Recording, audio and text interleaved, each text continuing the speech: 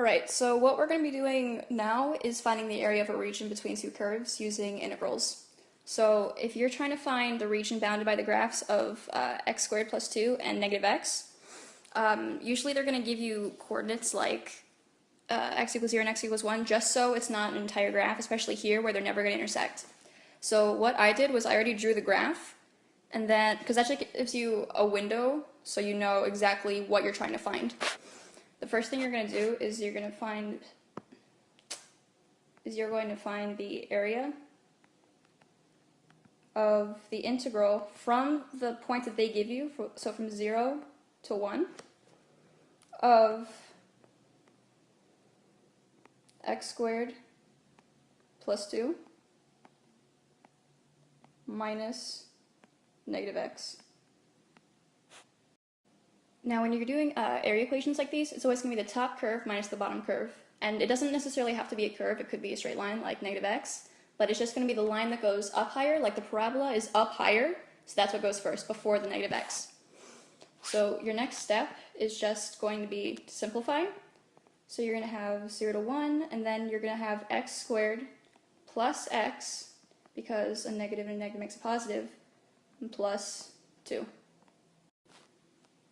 Then the next thing you're going to do is take the integral, which is going to give you x cubed over 3 plus x squared over 2 plus 2x.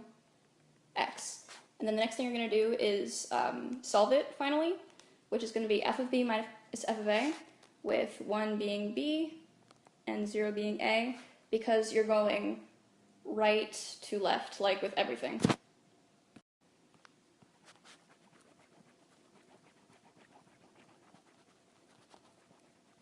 And then when I do that, that should give me the answer to the area.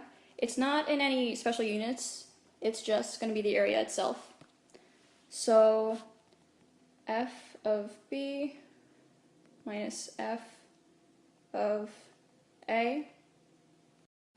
So like I said before, your b is going to be 1, a is going to be 0, and when you plug in 1 for the equation x cubed over 3 plus x squared over 2 plus 2x, you're going to get 1/3, because 1 cubed is 1, plus 1/2, because 1 squared is 1, and then plus 2, because 2 times 1 is 2, minus, and since they all had x's in them, you can just go with 0, because 0 times anything is 0. Next thing you're going to want to do is make a common denominator, which is going to be 6. So you're going to have 2 over 6 plus 3 over 6 plus 12 over 6, which is going to give you 17 over 6, which will go to 2 5/6, which is going to be your final answer for the equation, and that's your area. So next we're going to do a graph that intersects at 2 points. Well, actually 3 points, but it has 2 different sets of areas. So you don't really need to graph this one. There's another way to find what points you need to use, but these are the regions where they intersect.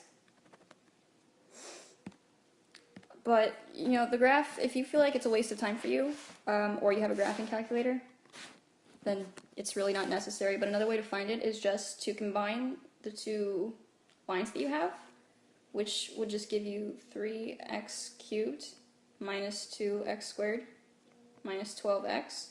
And you can just find the zeros there. So you can just factor out an x, and then you'll have 3x squared minus 2x minus 10. It's not a 12. Still, that's so not a 12. And then when you find the zeros, you're going to get the x on the outside, which is going to be x equals 0. And then when you factor this, you should get x equals 2. And then x equals negative 5 over 3, which are the points here and here, where the graph crosses the x-axis, along with 0. So because we're dealing with something that has 2 different points of area, we're going to have to use 2 different integrals for each respective area. So our first one is going to be from negative 2 to 0, because that's approximately where this is. And that's going to be 3x cubed minus x squared minus 10x, because that is the top curve. Don't laugh at me, stop! Minus negative x squared plus 2x dx. And that's going to be plus the integral of 0 to 2 negative x squared plus 2x, because at this point this would be the first curve, or the top curve. Shut up! Plus 3x cubed minus x squared minus 10x. So what you're going to do is you're going to take the integrals of both, which is going to take a while.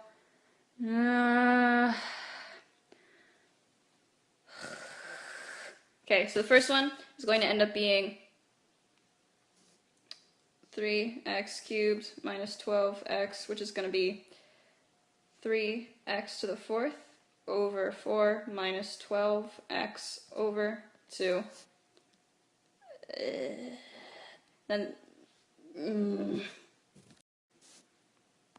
So that's just going to leave you with 3 over 4 x to the fourth minus 6x squared. Now the next thing you're going to do is take the integral of the next equation, which was 0 to 2, negative x squared plus 2x minus 3x cubed. Oh my god. X cubed. Sure. Minus plus x squared plus 10x dx. And then when you take the integral of that, it's going to leave you with negative 3 over 4 x to the fourth plus 6x squared. And then you're going to take f of b and f of a of the first one, which was 3 over 4 x to the fourth minus x squared. And then you're going to put them both together. Now, when you plug in b and a for the first equation, which went from negative 2 to 0, you're going to get, well, when you plug in 0, you're just going to get 0 minus, and then what it would be when you plug in the 2. So 2 to the fourth is going to be 16 times 3 is 48. Divided by 4 is going to be 12 minus 24, which is going to give you negative 12. This is going to be 0 minus negative 12, which is going to equal 12. And that's for the first integral. Then for your next integral, which was negative 3 over 4 x to the fourth plus 6x squared, you're going to get, you're going to start with from 0 to negative 2, so 0, you're going to start with 2 to 0. So when you plug in a 2, that's going to be negative 12, because it's just a sign change from here, and then plus what you get here, which was 24, which is going to equal 12. So from your first integral you got 12, and the second one you got 12, add them together, and then the area of both regions is going to be 24 units squared. Typically, it's not going to be required. It's a z with a line through it. Typically, it's not required, but it's good to have units just in case. Alright, so this next one is special not only because it's in terms of x rather than y, but because at the point where these two lines meet, there's really no definite top or bottom line. Now, you could do it the way we've been doing it, just in terms of an alternate axis. Like, you could do an integral in terms of y from negative 2 to 1, which is the boundaries of this graph. Or you could do it the way we're about to do it, where you separate these into in terms of x, because that's the way you've been doing it.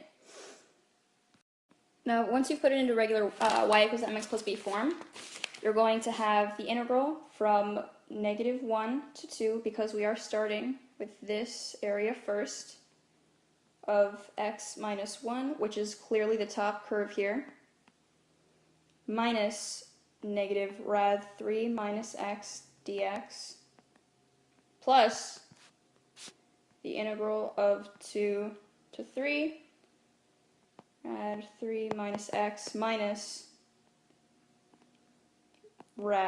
negative rad 3 minus x, because in this area, it's just this line that's making up the curve.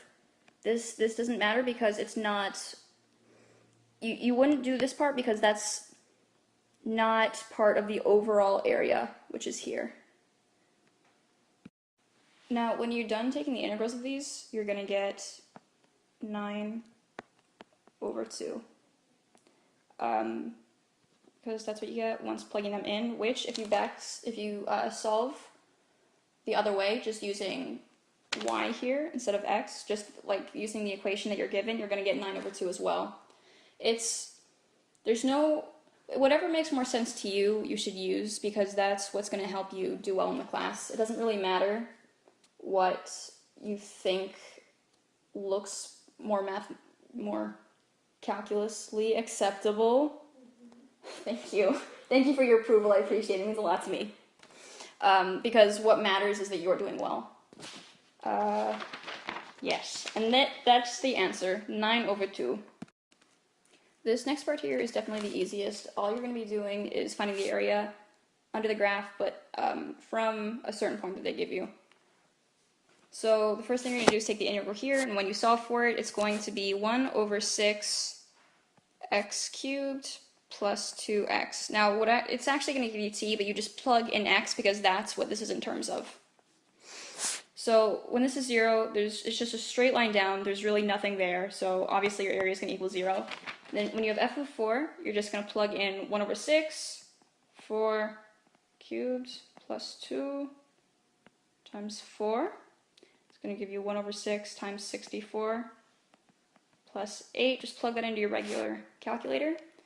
And that's going to give you 112 over 6, which equals 56 over 3 when simplified. And that's just this area over 4. Yes, perfect. Now we're just going to do the same thing, but with 6. So that's going to be like this and like this. Yes. Plugging it in, you're going to get 36 plus 12 gives you 48. And then you're done. That's it. It's really simple. It's really easy. Definitely the best part of this chapter, which is 7.1, if you have my textbook, which has certain name. Next we're going to be doing section 7.2, which is going to be involving volume and the disk method. Well, thank you for your time. I appreciate your listening to my incredible video, which I'm sure has enriched your life greatly. Stay in school, don't do drugs, be the best you can be, and love everyone. The end. Finn. I don't always differentiate x squared, but when I do, it's Dos Equis. Stay thriving.